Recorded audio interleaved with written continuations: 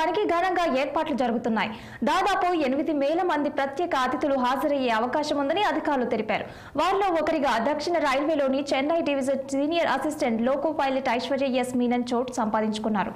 నిబద్ధతతో విధులు నిర్వహిస్తూ అధికారుల ప్రశంసలు అందుకున్నారు.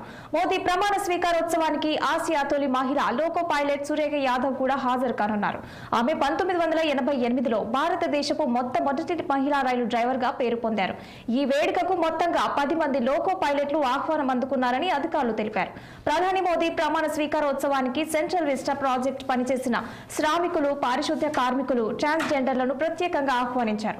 ప్రమాణ స్వీకారోత్సవానికి తమకు ఆహ్వానం అందినట్లుగా బంగ్లాదేశ్ ప్రధాని షేక్ హసీనా, శ్రీలంక అధ్యక్షుడు రనిల్ విక్రమసింఘ్, నేపాల్ ప్రధాని పుష్పక కమల్ దహల్, భూటాన్ కౌంటర్ షెరింగ్ టోబ్లే, మారిషన్ ప్రధాని ప్రవింద్ జున్నాథ్, ఇతర విదేశీ నేతలు పాల్గొన్నారు. దీనిపై మరింత సమాచారం మా ఢిల్లీ ప్రతినిధి అశోక్ రెడ్డి అందిస్తారు.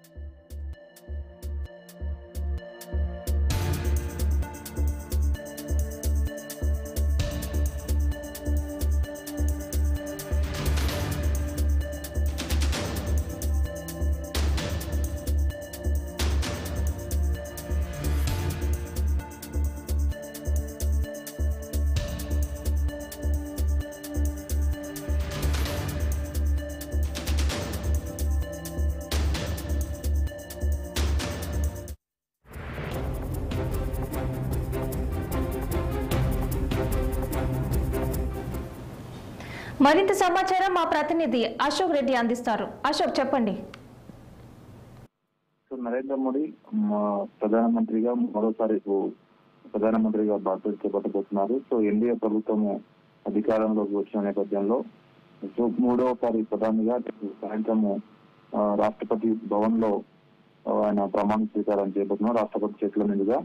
సో ఆయనతో పాటు పలువురు కేంద్ర మంత్రులు కూడా ప్రమాణ స్వీకారం చేసే అవకాశం ఉంది. ఇప్పటికే ఎన్డీఏ కూటమికి పూర్తి మెజార్టీ ఉన్న నేపథ్యంలో సంబంధించిన ఎంపీలంతా సంతకాలు చేసి రాష్ట్రపతి పంపించారు. సో రాష్ట్రపతి ప్రభుత్వ ఏర్పాటుకు తీర్మానం పంపించింది. సో రేపు ఏర్పాటుకు అంతా రాష్ట్రపతి భవన్ లో పనులు కొనసాగుతున్నాయి. సో మొత్తానికి మూడోసారి ఘనంగా ప్రధానమంత్రి బాధ్యతలు నరేంద్ర మోడీ చేపట్టబోతున్నారు. కానీ ఇప్పటి వరకు కేంద్ర మంత్రుల గురించి ఒక స్పష్టత లేదు.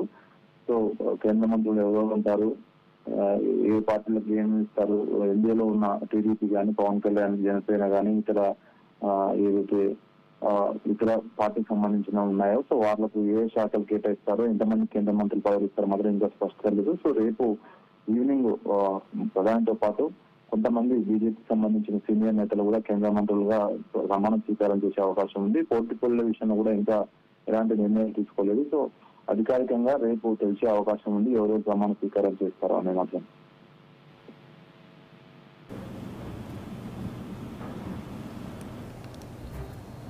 Thank you Ashok.